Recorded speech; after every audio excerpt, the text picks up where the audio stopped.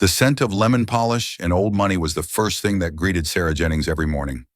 It was the signature fragrance of the Grand Belvedere Hotel, a place that clung to the ghosts of a bygone era with the same tenacity that Sarah clung to the fraying edges of her hope. At precisely 7:02 a.m., the crystal chandeliers in the hotel's opulent dining room, the Regent, would flicker to life, casting a golden, forgiving glow over the starched white tablecloths and gleaming silverware. For Sarah, it was another Friday, the start of the weekend rush, which meant another 12-hour shift spent gliding between tables on aching feet. It meant another day of balancing trays laden with porcelain, of deciphering the cryptic desires of the wealthy, all for a wage that evaporated almost before it hit her bank account. The real weight, however, wasn't the physical toll of the job. It was the silent, slow-motion crumbling of the most important person in her world, her mother, Eleanor. Eleanor, who had once been a vibrant history professor with a mind as sharp as a tack and a laugh that could fill a concert hall, was now adrift in the fog of Alzheimer's. Each day, Sarah watched as the disease stole another precious memory, another piece of the woman who had raised her alone. Eleanor was in a specialized care facility, Whispering Pines, a place that promised dignity and expert attention at a price that was methodically bleeding Sarah dry. A crisp, cream-colored envelope lay on her small kitchen counter at home, a polite but firm notice from the facility, a 10% rate increase, effective the 1st of next month. It was a demand for a sum of money she simply did not have. "Jennings, Table 4 has been waiting for their water for 90 seconds. The Belvedere standards are measured in seconds, not minutes. Let's try to remember that, shall we?" The voice, smooth yet laced with acidic condescension, belonged to Mr. Alistair Harrison, the hotel's general manager. He was a man who wore his tailored suits like armor, and whose ambition was to one day see his own reflection in the polished marble floors without any imperfections. The hotel's century-old rulebook was his Bible, and he wielded it with the unyielding fervor of a zealot, stamping out any spark of individuality that dared to flicker among his staff. "Yes, Mr. Harrison," Sarah replied, her voice a carefully calibrated instrument of placid obedience. She procured a chilled water pitcher, her movements a ballet of efficiency honed over 5 years of service. Years of this work had taught her to erase herself, to become a pair of hands, a pleasant smile, an unobtrusive presence. The breakfast rush was a familiar storm of hushed conversations and the delicate clinking of silver on china. Eggs Benedict, fresh squeezed orange juice, croissants flown in from a boutique bakery in Paris. Sarah moved through the tempest with a serene, detached grace, her mind a frantic abacus of calculations. The care facility's new monthly bill is $7,260. My rent is $1,800. My paycheck covers less than half of that. The numbers danced and swirled in her head, a dizzying choreography of debt and impending doom. Her only real confidant at the hotel was Maria, a housekeeper in her late 60s with hands gnarled from decades of work and eyes that saw everything. During a rare moment of quiet, Maria found Sarah refolding napkins in a small service alcove. "He's on the warpath today," Maria murmured, her gaze flicking towards Harrison, who was inspecting a wine glass for smudges with the intensity of a diamond cutter. "Heard he got an email from the corporate office about a new ownership transition. He's terrified the new boss will find a single thing out of place." Sarah managed a tired smile. For him, a napkin folded at a 91-degree angle is a fireable offense. "You look exhausted, Mija. How's your mama?" "The same," Sarah said, her voice catching slightly. "She didn't recognize me yesterday. She thought I was her sister Rose, who passed away 10 years ago." She didn't need to say more. Maria, who cared for her own aging husband, understood the unique heartbreak of grieving someone who was still alive. For Sarah, that grief was a constant, physical weight in the center of her chest. It was around 10:30 a.m., as the last of the breakfast patrons were lingering over coffee, that it happened. A man had been sitting alone at table 9, a quiet, distinguished gentleman who appeared to be in his late 70s. He was dressed in a simple but impeccably tailored tweed jacket. He hadn't been demanding or fussy. He'd ordered black coffee and toast, read a well-worn paperback novel, and left a tip that was precisely, almost mathematically, 20% of the bill. Sarah had barely noticed him beyond his kind, crinkly eyes and polite smile. As she cleared his table, collecting the fine china and the linen napkin, her hand brushed against something cool and hard, resting inconspicuously beside the salt shaker. It was a fountain pen. It wasn't flashy or ostentatious. It was a deep, shimmering blue, almost the color of a twilight sky, with elegant silver trim. It felt solid, perfectly balanced in her palm. Her heart gave a little flutter of admiration. Her late father had collected fountain pens, and he had taught her to appreciate the craftsmanship, the history locked within such a simple object. Hotel policy, as dictated by Harrison in countless daily briefings, was absolute. Any and all items left by guests, from a stray glove to a diamond earring, were to be immediately logged with the front desk concierge and secured in the hotel safe. There were no exceptions, ever. Sarah glanced towards the front of the dining room. Mr. Harrison was now deep in a hushed but clearly intense conversation with the head chef, his posture rigid with disapproval. Turning in the pen now would mean interrupting him. It would mean a lecture about attentiveness, about how she should have spotted the item before the guest even left. It would mean filling out a detailed form in triplicate. It would mean enduring Harrison's self-important pronouncements on protocol and guest property security. "I'll just drop it at the front desk on my way to my break," she reasoned. "It will be faster, less of a production." She slipped the pen into the deep pocket of her black uniform apron, the cool, smooth barrel a foreign object against her thigh. She had every intention of turning it in. In 20 minutes, maybe 30 at the most, she would walk to the grand reception desk and hand it over. It was the right thing to do. It was the only thing to do. But in that moment, as she turned to reset the table for the lunch service, she had no idea that this simple, honest intention was about to set her life on a collision course with ruin. The weight of the pen in her apron pocket was a small but constant presence. Through the setup for lunch, the polishing of countless glasses, and the endless refolding of napkins, it felt like a little stone, pulling at the fabric of her uniform, pulling at the edges of her thoughts. Mr. Harrison's tense meeting with the chef had finally concluded, but he had immediately swept out of the dining room, his phone pressed to his ear, his face a mask of grim importance. Finally, the pre-lunch lull settled over the region. The vast room was empty, a silent theater of white linen and sparkling crystal waiting for the next act. Sarah slipped into the staff locker room, a cramped, windowless space that smelled perpetually of shoe polish and stale coffee. She needed a moment to breathe. Her heart was beating just a little too fast, an anxious rhythm she couldn't quite explain. Why? She hadn't done anything wrong. She was merely holding the pen until the appropriate moment to turn it in. Still, she had to look at it again. Curiosity, a powerful and sometimes treacherous force, gnawed at her. With fingers that trembled slightly, she pulled the pen from her pocket. Under the harsh fluorescent light of the locker room, the deep blue lacquer seemed to come alive, shimmering with an almost ethereal depth. It was a color you could fall into. She uncapped it. The nib was solid gold, intricately engraved with a small stylized letter, S. She noticed a maker's mark on the silver band around the cap. A name she didn't recognize, but that looked foreign, elegant. Mont Blanc? No, not quite. This wasn't just a nice pen. This was an exquisite piece of craftsmanship. Her father would have adored it. He would have known the make, the model, the year it was crafted. A wave of grief, sharp and sudden, washed over her. He had been her rock, her champion, and his slow decline from a sudden, aggressive cancer had been the first great tragedy of her life. Her mother's illness was the second. Her mind, conditioned by years of relentless financial pressure, made a sudden, unwelcome leap. A pen like this. What was it worth? $100? $200? To some people, that was a dinner bill. To her, it was a week's worth of groceries. It was the co-pay for her mother's neurologist. The thought was ugly, intrusive, and she tried to push it away. Before she could, a fellow waiter, Marco, strode into the locker room. Marco was young, ambitious, and carried a perpetual chip on his shoulder.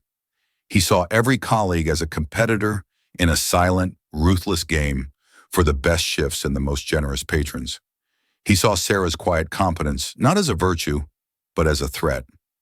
"What's that you got there, Jennings?" he asked, his eyes narrowing on the pen in her hand. "Pocketing a tip from a guest?" "It was left on table 9, Sarah said, her tone cool as she quickly capped the pen. "I'm taking it to the front desk." "Sure you are," Marco sneered, a disbelieving smirk playing on his lips. "You know Harrison would have your head if he saw you holding on to guest property. Section 12, subsection C of the handbook. Immediate dismissal." He recited the rule with a kind of smug satisfaction. He then opened his locker, grabbed his cigarettes, and walked out, leaving a trail of cynical disapproval in his wake. His words rattled her more than she wanted to admit. Now, simply walking to the front desk felt fraught with peril. What if Harrison saw her? He would assume the worst, just as Marco had. He would twist it into a story of her malfeasance. She needed to follow the procedure to the letter. She would fill out the form first, then turn in the pen. A clear, unimpeachable chain of custody. But first, the question still burned in her mind. What was it? She pulled out her phone, her fingers flying across the screen. She typed in a description: deep blue fountain pen, silver trim, gold nib with S engraving. The search results were a jumble of pen enthusiast forums and high-end stationery shops. Nothing matched exactly. She tried to decipher the maker's mark on the cap span. It looked like St. DuPont. She typed it in. The first result was an article from a luxury lifestyle magazine. The world's most exclusive writing instruments. Her eyes scanned the text. Then she saw it. A picture of a pen identical to the one in her hand. The headline read, "The St. DuPont Twilight Sapphire, a legend reborn." Her breath caught in her throat. The article described the pen in breathless prose. It was a limited edition, with only 10 ever made. The barrel was crafted from a rare Chinese lacquer mixed with meteorite dust, which gave it its unique, shimmering depth. The silver was solid platinum. The nib was 18-karat gold. It was considered a holy grail among collectors. Then she saw the number. The last one to come up for auction had sold for $175,000. $175,000. The number didn't seem real. It was an abstraction, a figure from a different reality.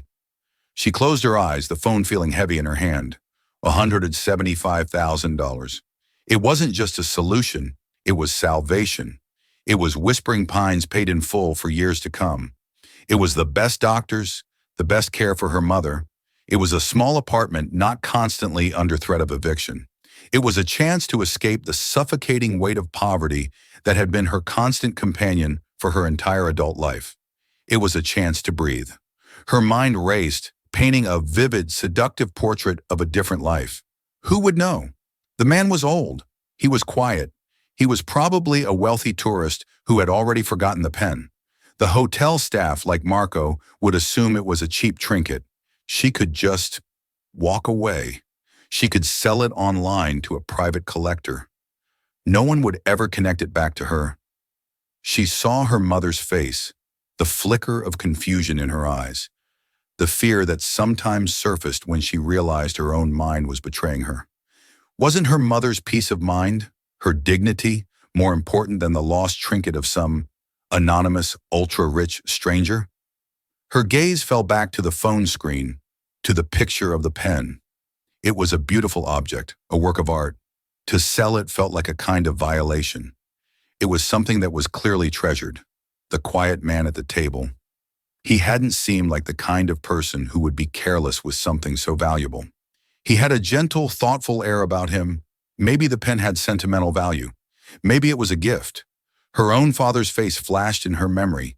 He had one pen he treasured above all others, a simple Parker 51, not because it was valuable, but because her mother had given it to him on their first anniversary. He had used it to write every important letter of his life. After he died, Sarah had kept it. It sat in a box in her dresser, a tangible link to his love and his memory. Something inside her shifted.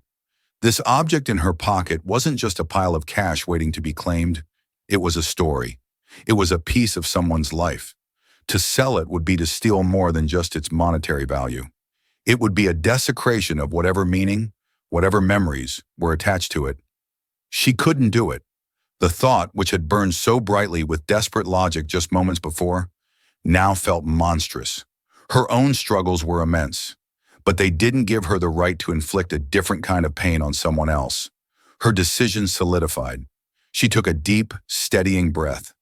The temptation had been a fever, and now it had broken, leaving behind a clean, clear sense of purpose. She would do the right thing, and she would do it by the book, leaving no room for doubt or accusation.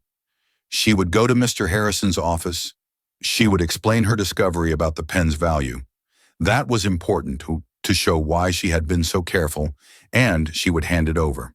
She pushed open the locker room door and stepped back out into the hushed elegance of the hotel hallway. Mr. Harrison was standing by the entrance to the dining room, his arms crossed, a thunderous scowl on his face. This was her chance. "Mr. Harrison," she began, walking towards him, her hand reaching into her apron. But before she could pull the pen out, before she could utter a single word of explanation, he turned his cold, furious eyes on her.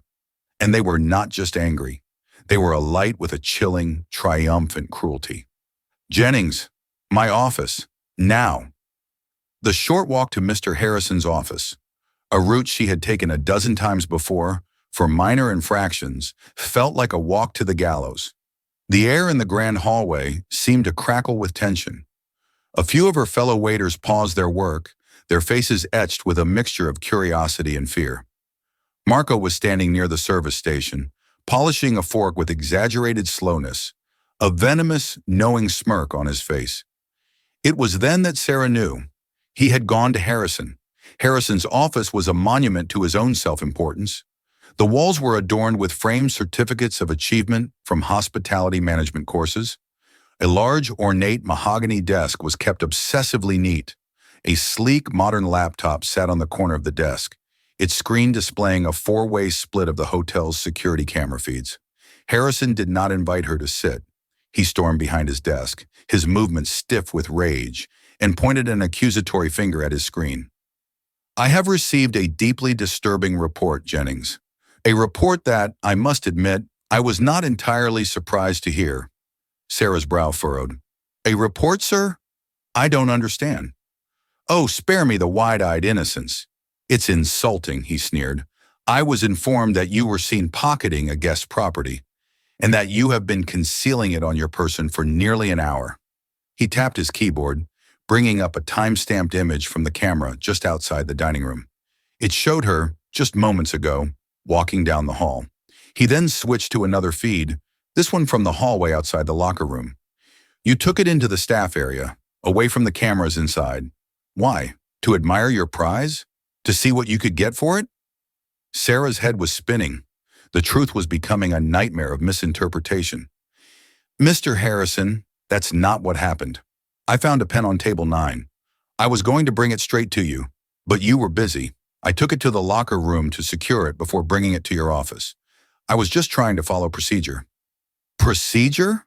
He let out a short, barking laugh that held no humor. "Procedure is to turn the item in immediately, not to hide it in your pocket, not to take it on a tour of the hotel's blind spots. Your colleague, Mr. Sanchez, was concerned enough to report your suspicious behavior. He is to be commended for his vigilance." Marco. The betrayal was a sharp, physical pain. "Sir, please, let me explain," Sarah pleaded, her voice trembling.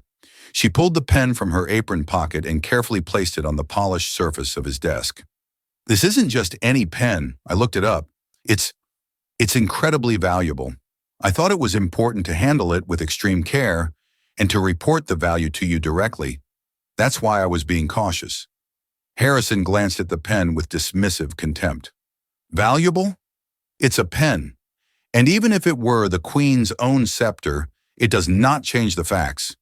You had it in your possession for 57 minutes. You took it to an unmonitored area. And now when you are caught, you concoct a wild, self-aggrandizing story about its value to justify your actions." He was twisting her honesty, her diligence, into a confession of guilt. "I have my phone," she said, her desperation mounting. "I can show you the website, the article." "I'm not interested in your internet fantasies," he snapped, his voice rising. "I am interested in the integrity of this hotel. I know your type, Jennings. Always quiet, always watching. I see the financial strain in your eyes. You thought you'd found a little payday, a way to solve your problems. The only reason you didn't walk out of the building with it is because Mr. Sanchez had the courage to speak up. Every word was a deliberate twisting knife. He was painting her as a common thief, and he was doing it with an air of righteous satisfaction. Her years of loyal service, the double shifts, the praise from guests she had accumulated in her file, it all amounted to nothing. In his eyes, her financial struggles were not a burden to be borne, but proof of a flawed character. "That's not true," she whispered, the fight draining out of her, replaced by a cold, creeping dread. "In my professional opinion, it is the absolute truth," Harrison said, his face hardening into a mask of cruel indifference. "You violated the most sacred trust between a hotel and its guests. You have proven yourself to be a liability.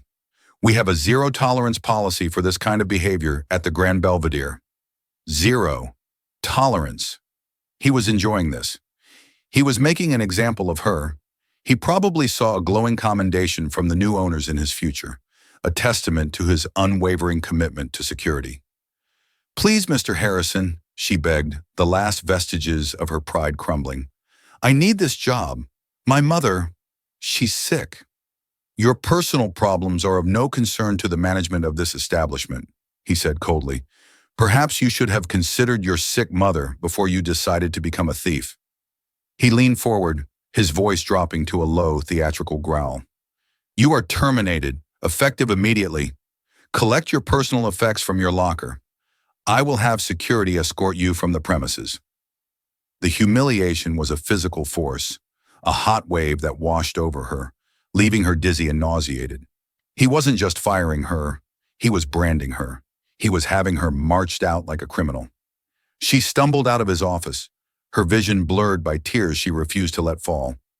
Harrison followed her, speaking into his radio to summon security, his voice loud enough for everyone in the lobby to hear. The walk to the locker room was an eternity of shame. Guests in the lobby stared. Her co-workers averted their eyes, some with pity, others with a palpable fear that Harrison's wrath might turn on them next. Maria caught her eye from down a long hallway, her face a canvas of heartbreak and helpless anger. Sarah, unable to bear the sympathy, just shook her head slightly and kept walking. Two stoic security guards met her at the locker room. They stood arms crossed as she numbly emptied her small locker, grabbing her worn purse and a threadbare cardigan.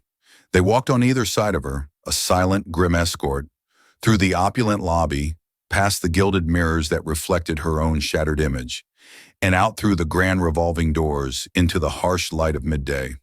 The sounds of the city, the traffic, the distant sirens, a street musician's lonely saxophone, rushed in to meet her. She had walked into the hotel that morning worried about a rate increase. She was walking out now with no job, no final paycheck, and the false, filthy stain of theft clinging to her name. She had absolutely nothing. And as she began the long, numb walk to the bus stop, one question screamed in the terrifying silence of her mind. What in God's name am I going to do now? Arthur Sterling did not care about the pen's monetary value. The $175,000 it might fetch at auction was a rounding error in the vast, complex ecosystem of his finances. What he cared about was the memory the pen held. It had been a gift from his wife Isabel on their 25th wedding anniversary, just a year before cancer had taken her from him. She had saved for months to buy it. "For the man who has everything," she had whispered, placing it in his hand, "a way to write our next chapter." He had used it to sign every major contract, to write every personal letter ever since. It was his touchstone, his connection to the vibrant, brilliant woman who had been the architect of his happiness. He didn't realize it was missing until he was in a board meeting later that afternoon. He reached into his jacket pocket for it, a subconscious habit, and his fingers met only fabric. A quiet, cold panic, an unfamiliar sensation for a man who controlled a global empire, seized him. He retraced his steps, the office, the car, and before that, the hotel, the Grand Belvedere. He had recently acquired the Sterling Hospitality Group's parent company in a quiet, off-market deal. The ink on the contracts was barely dry. He hadn't been to the Grand Belvedere in decades, but he remembered it from his youth as a place of true elegance and impeccable service. This morning, on a whim, he had decided to visit incognito to get a sense of the place not as a new owner, but as a guest. His driver, a discreet man named Thomas, navigated the sleek black town car back through the city's snarled traffic. It was now 4 p.m., the tranquil period between the lunch and high tea services. As Arthur stepped out of the car and looked up at the hotel's grand facade, he felt a twinge of disappointment. The brass was a little tarnished, the doorman looked bored, and a faint air of complacency hung about the place. It had the bones of greatness, but the soul seemed to be missing. He pushed through the revolving doors, the lobby now quiet and sparsely populated. The manager, a man with slick-back hair and a suit that was just a little too tight in the shoulders, was standing near the concierge desk, smugly observing his domain. This had to be the man in charge. Arthur approached him. "Excuse me," Arthur said, his voice quiet but clear. "I had breakfast here this morning, at a table by the window. I'm afraid I may have left my fountain pen behind." The manager, Alistair Harrison, turned, his face shifting into a mask of professional concern. A complaint, or a lost item from a wealthy-looking guest, was an opportunity to showcase his managerial prowess. "A fountain pen, sir?" "Of course. Can you describe it?" "It is a deep twilight blue with platinum trim," Arthur said, his voice steady. Harrison's eyes lit up with the gleam of recognition and an unnerving amount of self-satisfaction. "Ah, yes. The pen. Found at table 9. We have it." A profound wave of relief washed over Arthur. "Thank heavens, it has immense sentimental value." "Rest assured, sir, your property is perfectly safe," Harrison said, puffing out his chest. "You were extremely fortunate. In fact, the pen was the subject of an attempted theft by one of our own staff members. But I personally handled the situation and neutralized the threat." Arthur's eyebrows knitted together. "An attempted theft? I beg your pardon?" "One of my waitresses," Harrison said, lowering his voice into a conspiratorial tone. "A woman named Sarah Jennings. She found your pen and, instead of following protocol, she concealed it. Took it into the locker room to assess her loot, no doubt. I was alerted to her suspicious activity by a loyal employee. I reviewed the security footage, confronted her, and terminated her employment on the spot. We run a very tight ship here at the Grand Belvedere. We have zero tolerance for such behavior." Harrison smiled, clearly expecting a flood of gratitude, perhaps even a handsome reward for his decisive action. But Arthur Sterling was silent. He was a man who had built an empire on his almost supernatural ability to read people. He could spot a lie in a multi-billion-dollar negotiation from 1,000 yards away. And something about this manager's story, his rehearsed jargon, his eagerness to be the hero, his casual vilification of a subordinate, felt profoundly, fundamentally wrong. "This waitress," Arthur said slowly, his eyes narrowing slightly. "You are certain she intended to steal it?" "Without a doubt," Harrison confirmed, nodding emphatically. "Held on to it for the better part of an hour. A flagrant violation of policy. It's an open and shut case. But the important thing is, your pen is secure in the hotel safe. Allow me to retrieve it for you." He bustled off towards the back offices, a man thoroughly pleased with himself. Arthur stood by the concierge desk, a deep sense of unease settling over him. He looked around the grand lobby, at the faded portrait of the hotel's founder, at the table where he had sat just hours before, lost in memories of Isabel. He imagined a waitress, this Sarah Jennings, finding the most precious object in his life. He thought about the kind of quiet desperation that might lead a person to steal. But he also thought about the kind of smug, petty ambition that might lead a manager to destroy a person's livelihood just to appear competent to a new, unseen owner.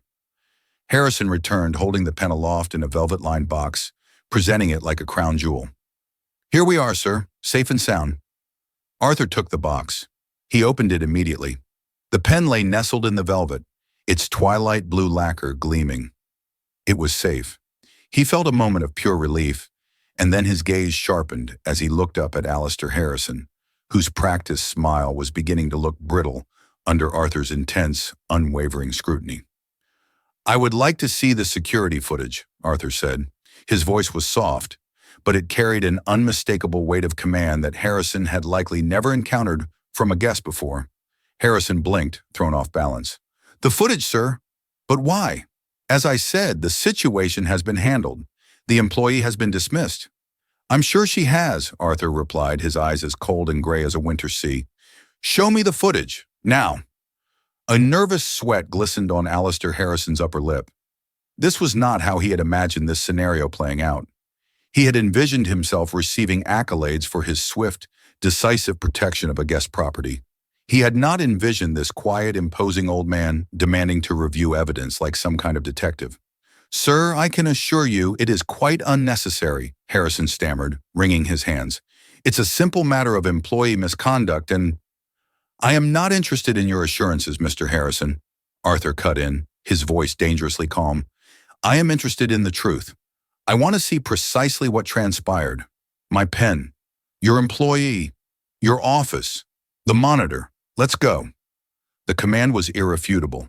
Defeated, Harrison led the way to his office. He felt a growing sense of dread. Who was this man to be so persistent, so unnervingly authoritative? Inside the office, Harrison's hands shook slightly as he navigated the security software. Here it is, he said, gesturing to the screen. You will see. It is exactly as I described. The footage began to play. Arthur Sterling stood behind him, his presence seeming to shrink the already small room, his eyes locked on the grainy images. They watched in silence as the on-screen Sarah Jennings cleared table 9. They saw her discover the pen, the brief, gentle way she handled it, and then the moment she slipped it into her apron pocket. There, Harrison said a little too quickly. Concealment, the first and most critical violation. Arthur remained silent, his gaze fixed on the screen. They watched the next 57 minutes unfold. They saw Sarah move through the dining room with a quiet, professional grace. At one point, she helped a frail, elderly woman into her chair, her movements gentle and kind. She did not look like a thief plotting a heist. She looked like a tired, dedicated woman doing her job. Then they watched her enter the staff locker room, disappearing from view for several minutes. This is where she researched its value, Harrison narrated, trying to control the story. The only unmonitored area. Highly suspicious, you'll agree. When the on-screen Sarah emerged, Arthur leaned closer to the monitor. He saw it clearly, the resolve on her face, the determined set of her jaw. It was not the furtive expression of a criminal. It was the expression of someone who had wrestled with a difficult choice and had come to a firm, moral conclusion. She walked directly out of the hallway and towards the dining room entrance where Harrison was standing. The footage was silent, but her intent was clear. She was heading straight for him. Then the footage showed another waiter, the one Harrison had praised as a loyal employee, approach Harrison and whisper in his ear. Harrison's entire demeanor changed, his face darkening with anger. They watched him summon Sarah, cut her off before she could speak, and point imperiously toward his office. Finally, they watched the pathetic, humiliating dismissal. They saw Sarah being escorted out by security, her face a mask of shock and shame. The footage ended, leaving the image of the revolving door swinging shut in her wake. The office was silent save for the low hum of the computer. It is not, Arthur said, his voice a low whisper that carried the force of a landslide, as you described. Sir, with all due respect, the facts are clear, Harrison began, his own voice faltering under the weight of Arthur's stare. The facts, Arthur said, turning to face him, his eyes blazing with a cold fire, are that your employee found a lost item of significant value. The facts are that you were unavailable and then engaged in a lengthy public admonishment of your chef. The facts are that she took the item to a secure location, her own locker, while waiting for an appropriate moment to approach you. The facts are that she then attempted to approach you to do precisely that, and you, based on the whisperings of a jealous colleague, refused her the basic human decency of hearing her out. You did not give her a chance to speak before you accused, convicted, and summarily destroyed her reputation in front of her colleagues and my fellow guests. Harrison's face had gone chalky white. I was merely following hotel policy regarding theft. You were not following policy. Arthur's voice was now a low, menacing growl. You were indulging your own pathetic ego. You saw an opportunity to look decisive, to impress the new ownership you're so terrified of. You saw a struggling woman, and instead of offering her the benefit of the doubt, you saw her as a convenient pawn in your career ambitions. You didn't protect my property. You annihilated the character of an honest person. Harrison began to stammer a string of incoherent excuses about protocol and security and brand integrity. Arthur held up a single, silencing hand. I founded this company, Mr. Harrison, my wife and I. We started with one small inn. We knew every single employee by name. We built our brand not on zero-tolerance policies, but on a foundation of mutual respect and human decency, a principle you have clearly forgotten. The last bit of color drained from Harrison's face. He looked as if he had seen a ghost. You founded... My name is Arthur Sterling, he said quietly, and as of this moment, you are no longer an employee of Sterling Hospitality. Your termination is effective immediately. Have security escort you from the premises. He threw Harrison's own cruel words back at him, the irony thick and suffocating. Harrison stood frozen, his mouth agape, the carefully constructed world of his own importance, shattering into a million pieces around him. Arthur turned his back on the disgraced manager, picked up the phone on the desk, and dialed the extension for human resources. This is Arthur Sterling, he said, his voice calm and resolute. I require the personnel file and home address for one of your former employees, a Ms. Sarah Jennings. Sarah Jennings was sitting at her small rickety kitchen table, performing the grim ritual of the financially damned. The wood surface, scarred with the history of 1,000 hurried meals and anxious nights, felt cold and unforgiving beneath her forearms. She was staring at two pieces of paper, laid out side by side like death sentences. The first, a formal letter from her landlord, used cold, impersonal language to convey a stark threat. An eviction warning, its bold red letters screaming failure. The second, from her mother's care facility, Whispering Pines, was printed on expensive, cream-colored stationery that felt like an insult in itself. It politely, almost cheerfully, announced a rate increase that would tip her from barely surviving to actively drowning. They were two non-negotiable demands for money that, in her world, might as well have been for $10 million. She was adrift in a sea of impossible numbers, each digit a wave pulling her further from shore. The apartment was quiet, a fragile bubble of peace against the clamor of the city outside. The only sounds were the low, tired hum of the old refrigerator, a constant companion in her solitude, and the gentle murmur of the television from the adjacent living room. She had settled her mother Eleanor on the worn sofa, wrapped in her favorite Afghan. Today was one of Eleanor's good days.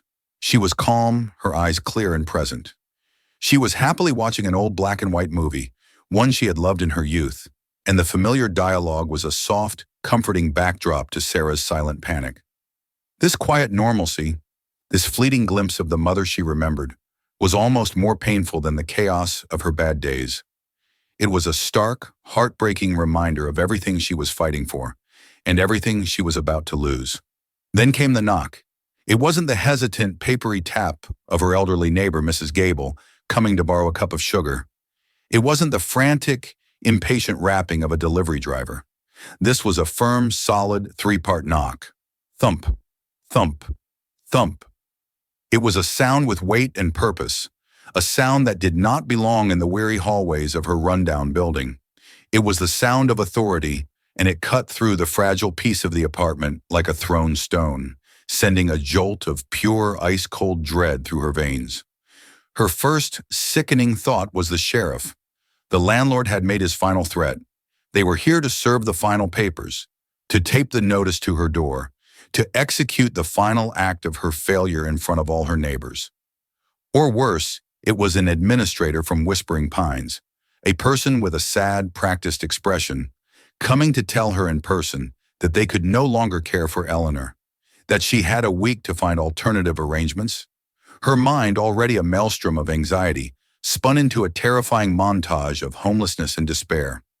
Packing her mother's few precious belongings into boxes, the shame of walking away from the only home she'd known, the thought of them ending up in a sterile, impersonal shelter. Her hands, which had been resting limply on the table, began to tremble. She rose from her chair, her movements stiff and robotic, and crept to the door. Her socked feet made no sound on the worn linoleum. She peered through the peephole, her heart hammering against her ribs like a trapped bird. What she saw made her gasp, a small choked sound. Standing in the dim, flickering fluorescent light of the hallway was the distinguished elderly gentleman from Table 9. The owner of the pen, the vague, formless dread of moments before shifted, coalescing into something sharper, more terrifyingly specific. Harrison. He must have followed through. He must have filed a police report, embellishing his cruel narrative of her attempted theft. This man, the victim, was here to press charges. The police were probably waiting just down the hall, just out of sight, ready to step forward once she opened the door. The image of being led away in handcuffs, of her mother waking from her movie-induced calm to find her daughter being arrested, was so horrific it made her feel faint, her knees weak. She had to face it. Hiding would only make it worse. Taking a ragged, shuddering breath, she unlatched the deadbolt, a sound that echoed like a gunshot in the silent apartment, and opened the door just a few inches. The security chain, a flimsy, pathetic piece of metal, was her only shield. "Can I help you?" The voice that came out was not her own. It was a thin, breathless whisper, stripped of all life and warmth. The man's face, seen up close, was etched with lines of weariness and a deep, surprising kindness that seemed to radiate from him. He did not look like an accuser. He looked like a man carrying a great burden. "Miss Jennings? Sarah Jennings?" he asked, his voice gentle and resonant, entirely devoid of malice. "My name is Arthur Sterling. I was a guest at the hotel this morning. I believe you found my fountain pen." Sarah flinched as if he had slapped her, the metal chain rattling with the sudden tremor of her hand.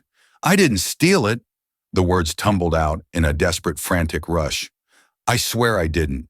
I was going to give it to the manager, Mr. Harrison, but he wouldn't listen to me. He was busy, and then he wouldn't listen. I was just trying to do the right thing. Please, you have to believe me. My mother is here. She's not well." Mr. Sterling held up a hand, not to silence her, but as a calm, placating gesture that seemed to absorb her panic. "I know," he said. The two simple words, spoken with such quiet, unwavering conviction, stunned her into silence. Her frantic explanation died in her throat. He repeated them, his gaze direct and sincere. "I know you didn't, Sarah. I saw the truth." He paused, letting the words settle in the space between them. "May I please come in? I promise you I am not here to cause you any more distress. I am here to try and undo the terrible injustice that was done to you today." She stared into his eyes, searching for the trick, the trap, the lie. She found none. There was only a profound, resolute sincerity. Against every screaming instinct in her body that told her to slam the door and hide, she slowly, hesitantly slid the chain free. The metallic rasp echoed her own frayed nerves. She opened the door and stepped back, allowing him to enter her small, threadbare world. He stepped inside, and his presence, though quiet and unassuming, seemed to fill the small, humble apartment. He was dressed in a simple but exquisitely made cashmere coat that probably cost more than her car, and his leather shoes were polished to a soft gleam. They stood in stark, silent contrast to the faded floral wallpaper, the worn-out armchair with the carefully mended throw blanket, and the lingering scent of soap and worry. His gaze swept the room, not with judgment or pity, but with a deep, sorrowful understanding. He took in the stack of bills on the table, the small framed photograph of a smiling, vibrant Eleanor on the mantelpiece from years before her illness, the air of quiet, desperate struggle that permeated everything. "I have just come from the hotel," he began, turning his full attention back to her. "I demanded to see the security footage from this morning. I watched the entire event, from start to finish."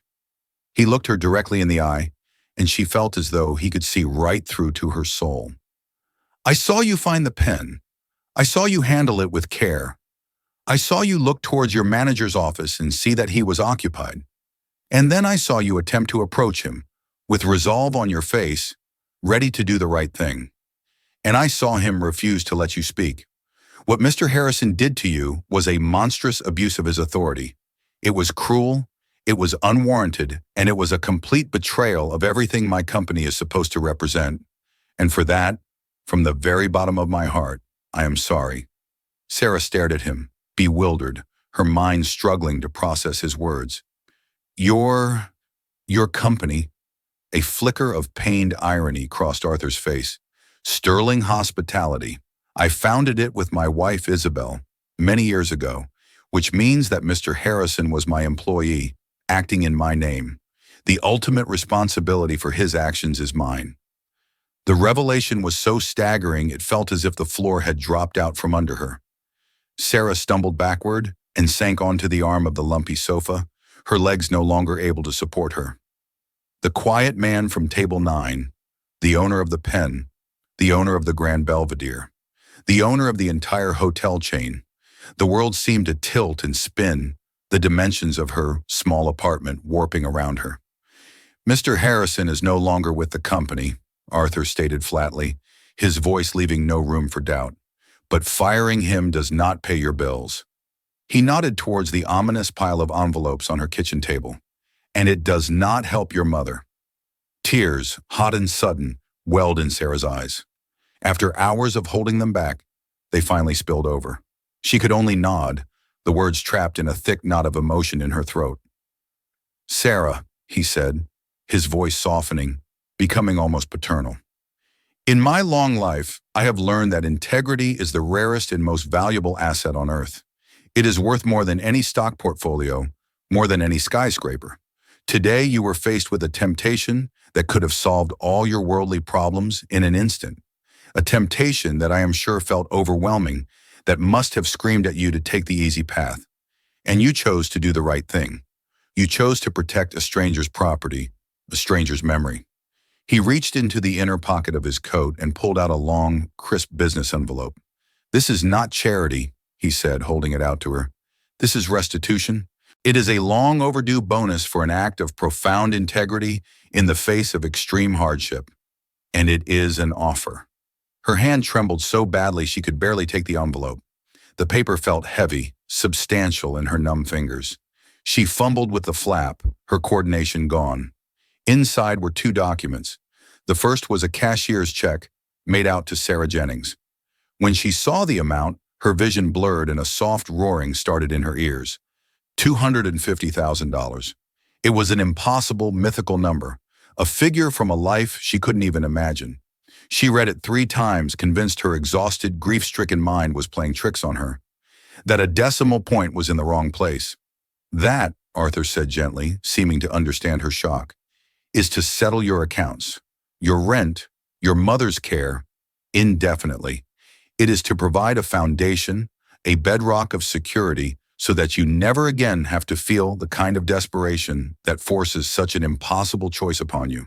It is also compensation for the slander against your good name and the profound emotional distress you were forced to endure." The second document was a letter on heavy cream-colored stationery bearing the elegant Sterling Hospitality logo. It was a formal job offer. Her eyes scanned the page, her mind struggling to comprehend the dense legal paragraphs until they landed on the title, Director of Guest Experience and Staff Training, the Grand Belvedere Hotel. The proposed salary was a number she had never dreamed of earning in 5 years, let alone 1. And below that, a line that made her heart stop.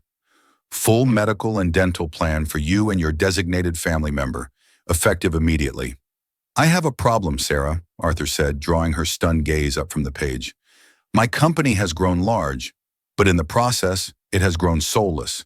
It is filled with men like Alistair Harrison, men who worship rule books but have no understanding of people, men who see numbers on a ledger, not the human hearts that beat behind the name tags.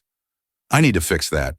To do so, I need someone at the heart of the operation to be my eyes and ears, someone to train the staff, to ensure that the core values of this company, empathy, dignity, and decency, are not just words in a manual.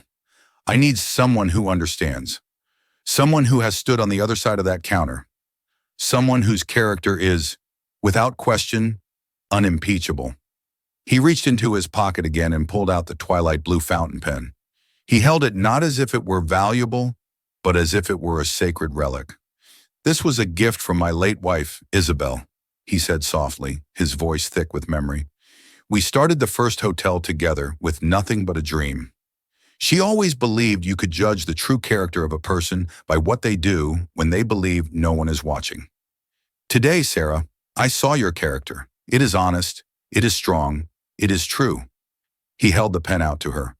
I want you to have it. No, I couldn't, she gasped, her hands flying up as if to ward off something too precious to touch. Please, he insisted, his eyes gentle but firm. Its monetary value is meaningless to me. Its true value, its sentimental value, is now magnified 1,000 times over, knowing it was in the hands of someone with your integrity. Let it be a reminder, a symbol of the new chapter for my company, and for you. He looked from the pen to her, a deep, pleading sincerity in his kind eyes. Please, he said, come and help me build a company that Isabel would have been proud of again. Sarah looked from the check that represented freedom from fear to the letter that represented a future she could never have imagined, to the quiet, sad-eyed billionaire who was offering her not just a lifeline, but a legacy. The crushing weight that had been squeezing the air from her lungs for years. The constant worry, the sleepless nights, the gnawing anxiety, finally, miraculously, began to dissolve. It felt like a physical unclenching in the center of her chest, a release of pressure so profound she could finally take a full, deep breath. The tears that had been falling in silent despair now flowed freely, but they were tears of shock, of release, of a gratitude so immense it felt as if it might split her heart wide open. The future, which just hours ago had been a dark, terrifying void, was now a wide, sunlit horizon. Her mother would be safe. They would be safe. She would have a purpose. In her moment of deepest humiliation, she had been seen. Her true character had been witnessed, and it had not only saved her, it had redeemed her entire world. A sob broke from her lips, followed by a watery, incredulous laugh. She looked at Arthur Sterling, the quiet man from Table 9, her accuser, her executioner, and now her savior. And for the first time in what felt like a lifetime, she smiled, a real and radiant smile that reached her eyes and transformed her tired face. Yes, she whispered, her voice choked with emotion but clear as a bell. Yes, I would be honored.